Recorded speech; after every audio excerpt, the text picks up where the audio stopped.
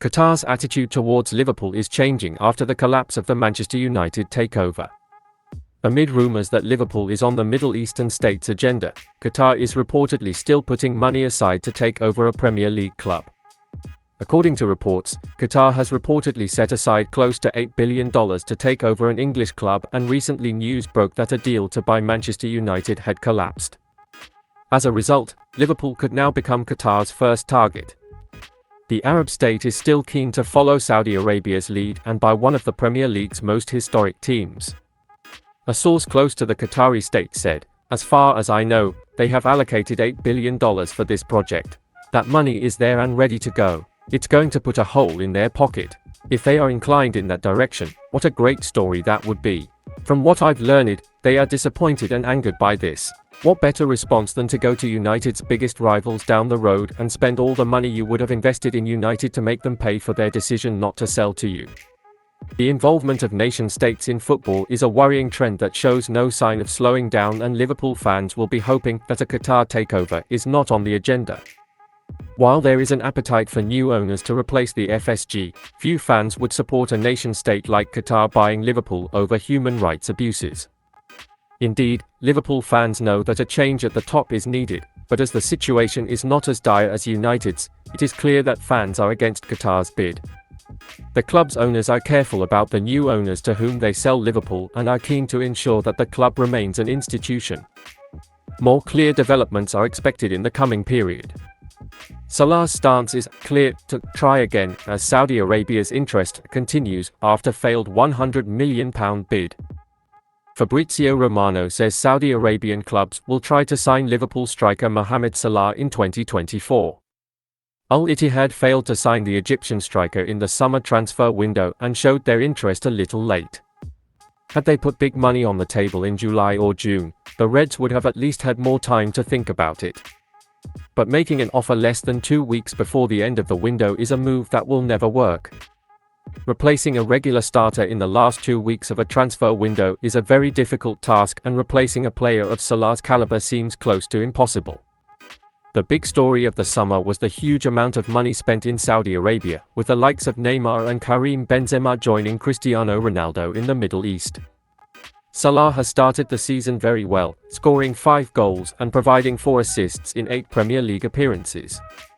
Renewed interest in January is unlikely to convince Liverpool of a sale, but the Saudi Professional League is expected to make a big move for the 31-year-old next year. According to Romano, the Reds' position is clear: Salah is not for sale. Romano said he respects that Liverpool remains strong in his position despite receiving more than £100 million in offers for Salah.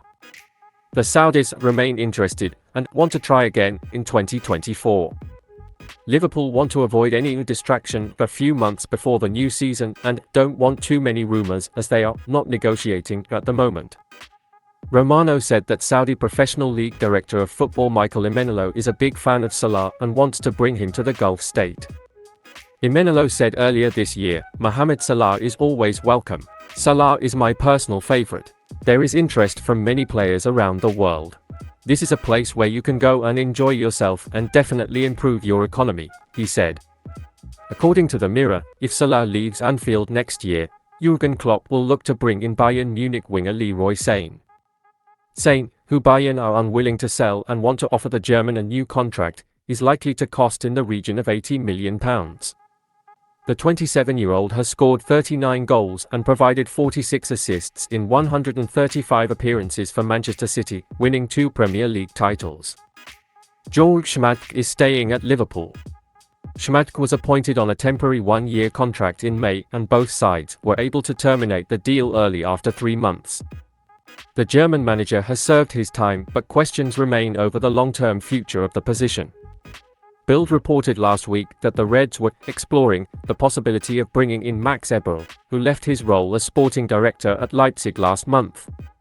The Athletic's James Pearce has since written that these reports should not be given much credence and that people at the club are downplaying the reports. Pearce suggested that Schmadtke remains an important part of the club's transfer approach despite the uncertainty, saying, "All parties agreed to sit down after the end of the transfer window to discuss the summer and how the deal was working. Schmadtke mentioned that at that stage, they could shake hands and agree to part ways. The fact that he remains in his position is a testament to how much his contribution over the last 4.5 months has been valued. Eberl is said to be seen as an alternative to Schmadtke, while Liverpool's attempts to sign Romeo Lavia and Moises Caicedo in the summer failed.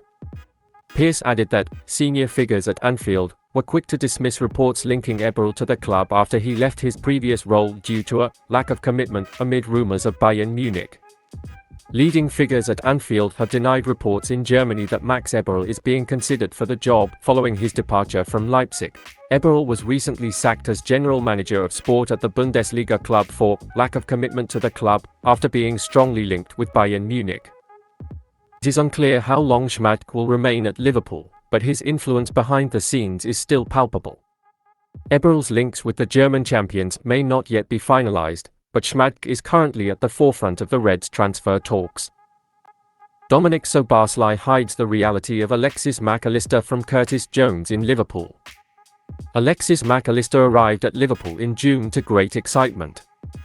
With an exit clause in his contract with Brighton, he looked set to be the best signing of the summer for a fee of just $45 million.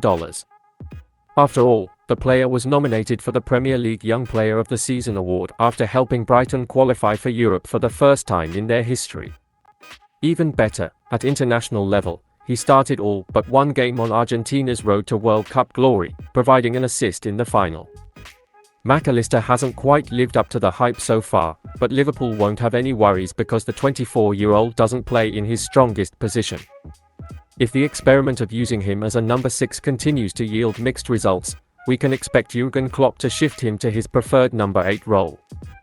Mac Allister is one of only 2 new signings to start every Premier League game for Liverpool this season, along with Dominic Szoboszlai, who signed for $77 million from Leipzig. Szoboszlai won the club's Player of the Month award in August and no doubt topped the September vote. Few players have made such a fast start during Klopp's 8-year tenure. The Hungarian is an exception to the general rule that players need time to adapt to a new club and a new setup, especially in an unfamiliar role. As a defensive shield in midfield, Mac Allister's mistakes are also magnified, while Szoboszlai's missteps in matches are less important and therefore less scrutinized. On the other hand, it's much easier for an all-action number 8 to grab positive headlines than a simple midfield anchor.